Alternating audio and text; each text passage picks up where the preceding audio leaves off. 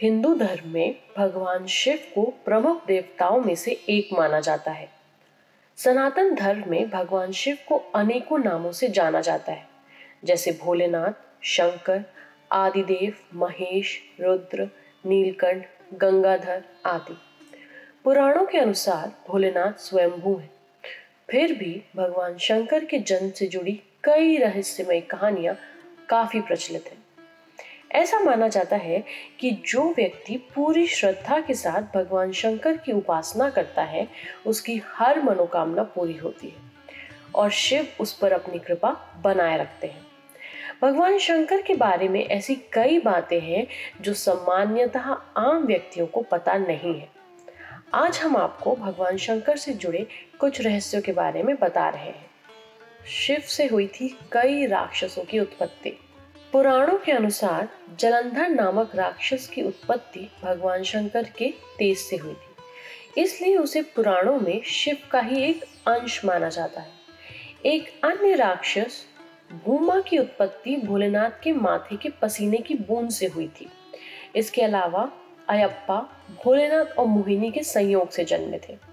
अंधकासुर की उत्पत्ति भी भगवान शिव से हुई थी। कुछ पौराणिक कथाओं में वर्णन मिलता है कि अंधक और खुजा भगवान शंकर के पुत्र थे, परंतु धर्मशास्त्रों में इन दोनों का कोई उल्लेख नहीं है। सप्त ऋषियों को भगवान शंकर के प्रारंभिक शिष्य माना जाता है। ऐसा माना जाता है कि इन सप्त ऋषियों के द्वारा ही पृथ्वी पर भगवान शिव के ज्ञान का प्रचार प्रसार किया गया था। कई लोग शिव और शंकर को एक ही सत्ता के दो नाम मानते हैं, परंतु तस्वीरों में दोनों की आकृति अलग अलग है। कई जगह तस्वीरों में शंकर को शिवलिंग का ध्यान करते हुए चित्रित किया गया है। भगवान शिव की पत्नियों के बारे में शास्त्रों में उल्लेख मिलता है। पहली पत्नी प्रजापति दक्ष की पुत्री सती थी। उन्हीं ने दूसरा जन्म हिमावन के यहाँ लिया और पार्वती के नाम से जानी गई। कहा जाता है इनके अलावा गंगा, काली और उमा भी शिव की पत्नियां थी। शिव के कितने पुत्र थे? भगवान शिव और माता पार्वती का पुत्र कार्तिकेय था। गणेश दूसरे पुत्र, जिसे माता पार्वती ने उपटन से निर्मित किया। एक अनाथ बालक जिसका नाम सुकेश था, उसे भी भगवान शिव ने पाला। जलंधर शिव के तेज से उत्पन्न हुए।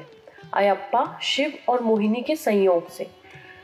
भूमा उनके ललाट से टपके पसीने से जन्मे। अंधक और खुजा का ज्यादा उल्लेख नहीं मिलता।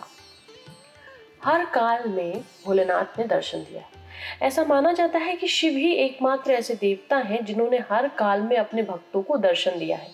वे सतयुग में समुद्र मंथन के समय भी उपस्थित थे और त्रेता काल में राम के समय भी। वे द्वापर में महाभारत काल में भी दिखे थे और कली काल में विक्रमादित्य को भी शिव के दर्शन होने का उल्लेख मिलता है।